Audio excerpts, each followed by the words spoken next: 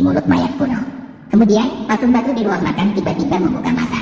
Kemudian, para pencuri makam di sekitar peti mati tiba-tiba terjebak dalam ilusi. Mereka mulai saling bunuh untuk merebut barang pemakaman. Emalia melihat ini. Dia segera membuka kotak sutra di tangan mayat kuno dan menemukan gulungan kertas di dalamnya. Namun, saat gulungan kertas itu keluar dari kotak sutra, patung batu di sebelah kanan mulutnya memuntahkan asap beracun. Sementara patung batu di sebelah kiri mulai berubah.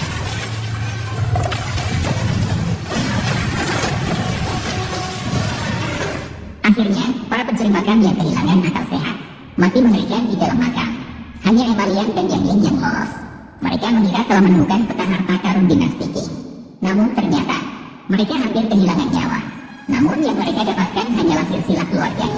Sungguh tak terduga. Ternyata rahasia keluarga Bau Bentang hanya sebuah silsilah biasa. Ternyata menurut cerita rakyat, setelah jatuhnya kerajaan surgawi Taiping, menyimpan ribuan ton emas, dikebumikan di dalam makam kuno di pegunungan. Dan anggota keluarga Ho yang melaporkan ke gereja adalah penjaga makam harta karun dinasti Qing. Selama periode perang Tiongkok-Jepang, banyak panglima perang mencoba menemukan harta karun Yapen Kingdom.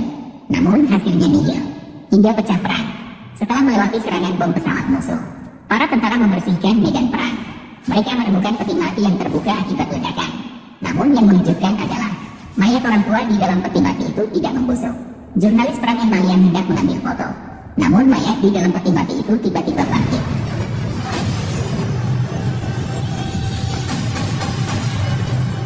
Terlihat bahwa orang tua itu memegang sebuah surat. Emalia menunggu dengan berlutut sejenak, melihat bahwa orang tua itu tidak bereaksi. Maka, Malang segera mengambil surat yang dipegang oleh orang tua itu. Akhirnya, pada saat itu juga, tulang belulang orang tua mulai membusuk, hingga akhirnya menjadi abu dan hilang.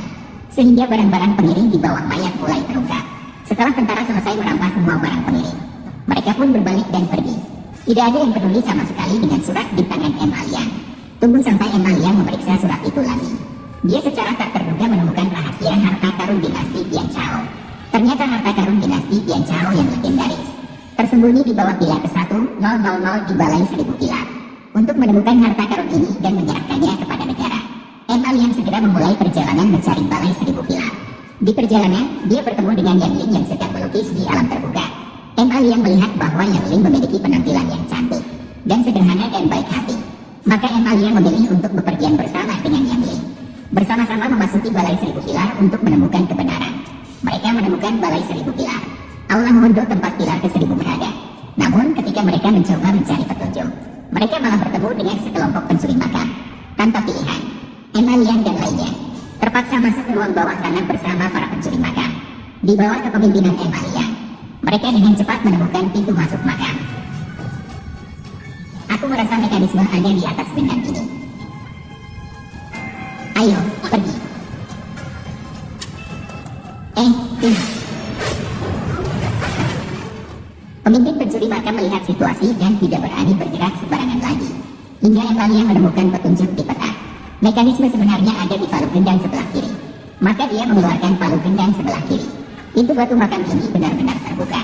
Setelah mereka masuk ke dalam makam, mereka hanya melihat peti mati batu besar mengambang di udara. Rantai di peti mati itu semuanya terbuat dari besi meteor. Pencuri makam ingin memotong rantai tersebut, namun malah terpental ke tanah. Emalia yakin peti mati ini pasti terhubung dengan mekanisme. Maka mereka mulai mencari di dalam makam, hingga pencuri makam menemukan piringan di dinding batu. Malang kemudian mengikuti angka di peta, memerintahkan pencuri makam untuk memutar piringan. Akhirnya berhasil menjatuhkan peti mati batu besar ini. Kemudian pencuri makam dengan tak sabar membuka penutup peti mati. Namun saat ia menyentuh permata di tubuh mumi kuno, membangunkan makhluk penjaga peti mati di makam kuno.